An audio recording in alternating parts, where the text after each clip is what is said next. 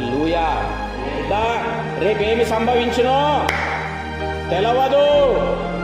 నీ జీవము ఏ పాటిది?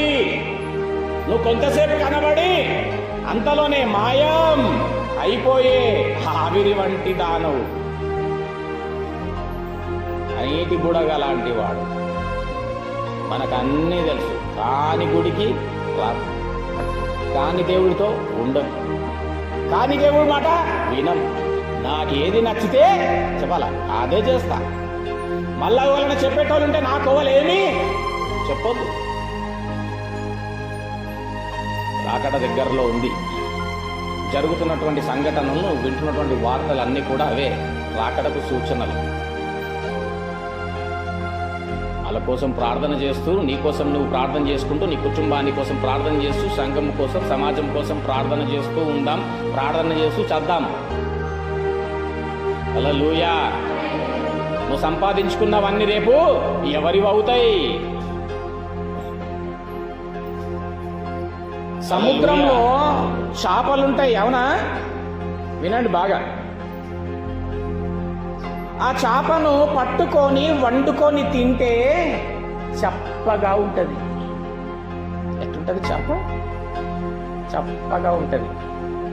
కానీ చేప ఉన్నది ఎందులో తెలుసా మీకు? ఉప్పు నీటిలో. బాగినండి. సముద్రములో చేపలుంటవి. ఆ చేపను పట్టుకొని తింటే అది చప్పగా ఉంటది. కానీ అది ఇన్ని రోజులు ఎక్కడుంది అంటే ఆ ఉప్పు నీటిలో ఉంది. కానీ చేప ఉప్పు గాలే. అర్థమైంది అమ్మలు? ఉప్పు నీటిలో చేప ఉంటది. ఆ చేపను వండుకొని తింటే చప్పగానే ఉంటది. అరే అసలు ఇది ఇంత చప్పగా ఎందుకుంది? అసలు ఎక్కడి నుండి వచ్చింది? ఇది ఎక్కడ ఉంది అని చూస్తే సముద్రములో ఉప్పు నీటిలో ఉండే. కానీ బిడ్డ ఆ చేప ఉప్పు కాలే. ఏమండి? ఎందుకు అది ఉప్పు కాలేదు? ఒకసారి యోబు 12వ అధ్యాయంకి వెళ్దాం. యోబు 12వ అధ్యాయం, తొందరగా. యోబు 12వ అధ్యాయం. యోబు 12వ అధ్యాయం. ఉప్పు నీటిలో పెరిగింది చేప. ఏమండి? ఉప్పు నీటిలోనే పుట్టింది, ఉప్పు నీటిలోనే పెరిగింది, ఉప్పు నీటిలోనే తన తోటి చేపలన్నిటితో కలిసి తిరిగింది, పెరిగింది. ఒకవేళ అది ఉప్పు నీటిలోనే కనుక ఒకవేళ అదే చస్తే అది పైకి తేలిపోతుంది. కానీ చేప మాత్రము ఉప్పు కాదండి. ఎంత అద్భుతం!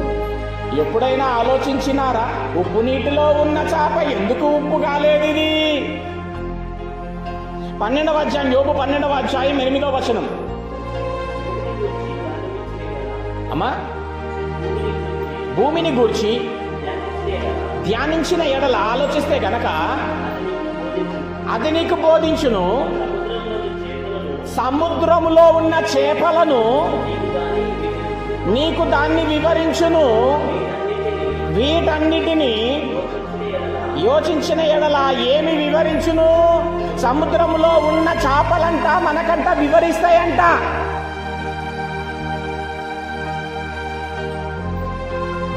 ఏమి వివరిస్తుంది?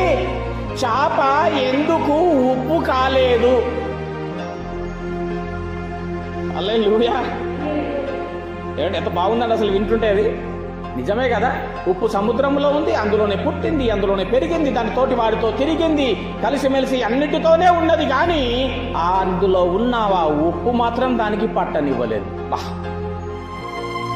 ఏమండి? మరి నిన్నెలా పుట్టించినాడో దేవుడు. చేపను దేవుడు పుట్టించింది చెప్పగానే. చేపను దేవుడు పుట్టించింది చెప్పగానే, కానీ వదిలింది ఉప్పు నీటిలో. చేపను దేవుడు పుట్టించింది చెప్పగానే, కానీ అది బతికింది ఉప్పు నీటిలో. కానీ దాన్ని పట్టుకొని తింటే ఉంటది, చెప్పగానే ఉంటది. కానీ ఆ ఉప్పును మాత్రం అది దాని లోపలికి చేర్చుకోలేదు. దేవునామానికి వందనాలు. మరి మనల్ని ఎలా పుట్టించినాడు దేవుడు?